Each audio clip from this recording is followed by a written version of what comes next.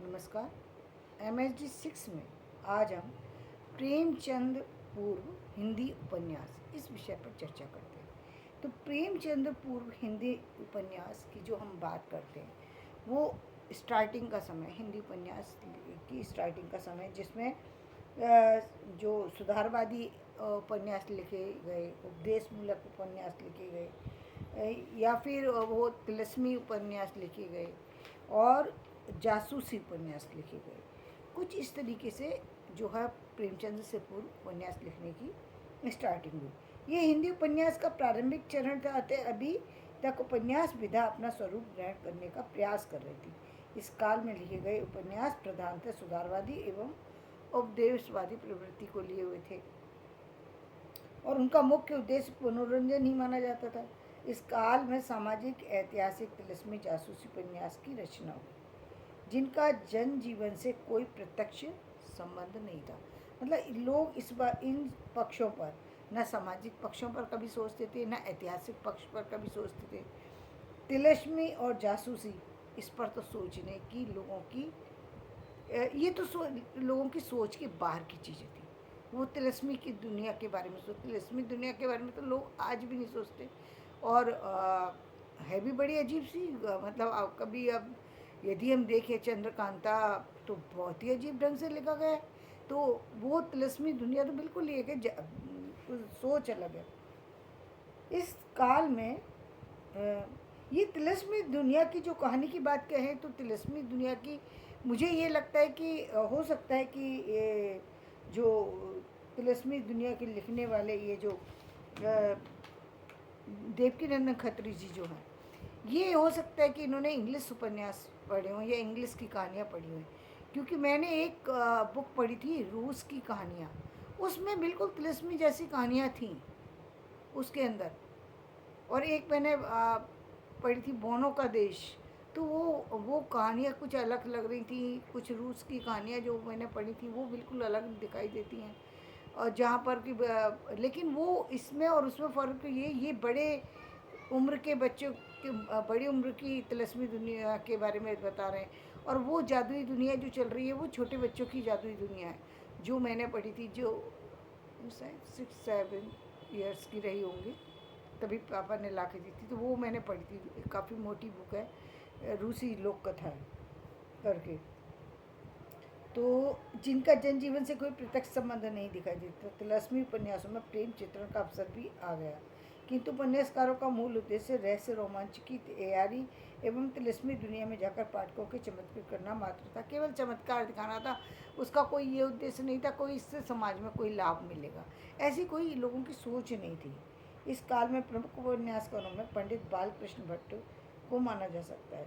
उनके लिखे हुए 3 उपन्यास, जो कि 1889 में लिखा गया रहस्य कथा, 1886 में लिखा गया नूतन ब्रह्मचारी, 1892 में लिखा गया अजान, एक अजान 100 सुजान, उल्लेखनीय है। इनके उपन्यासों का मूल स्वर सुधारवादी एवं उपदेशमूलक है। भारतेंदु जी के मित्र ठाकुर जगन्मोहन ने श्यामा स्वप्न नामक बृहद उपन्यास की रचना की। 1818 ईस्वी में ये उपन्यास लिखा गया। लज्जाराम मेहता ने सुधारवादी ढंग पर धूर्त रसिकलाल लिखा, जिसका समय जो है वो 1899 है। स्वतंत्र रमा और परतंत्र लक्ष्मी, ये भी, इसका समय भी 1899 है। बिगड़े का सुधार 1907 में लिखा गया। आदर्श सिंधु भी 1907 में ही लिखा गया। ये 4 उपन्यास लिखे गए जो कि पूरी तरह से सुधारवादी प्रस्तुति को प्रस्तुत करते हैं। इन 4 उपन्यासों की इनमें दुर्व्यसन और सामाजिक बुराइयों के परिणामों को चित्रित कर पाठकों को उपदेश दिया गया है। उपदेशात्मक कहानियाँ, उपदेशात्मक वो उसी तरीके से ही उपदेशात्मक उपन्यास। देखिए, एक में अपने आप ही व्यक्ति को मिल रहा है कोई चीज़, उपदेश मिल रही है, मतलब अपने आप प्राप्त हो रहा है। उसमें कोई दिया नहीं जा रहा कि आपको स्वस्थ रहना चाहिए, ये बोला नहीं जा रहा, लेकिन करके दिखाया जा रहा है कि स्वस्थ कैसे व्यक्ति रहता है।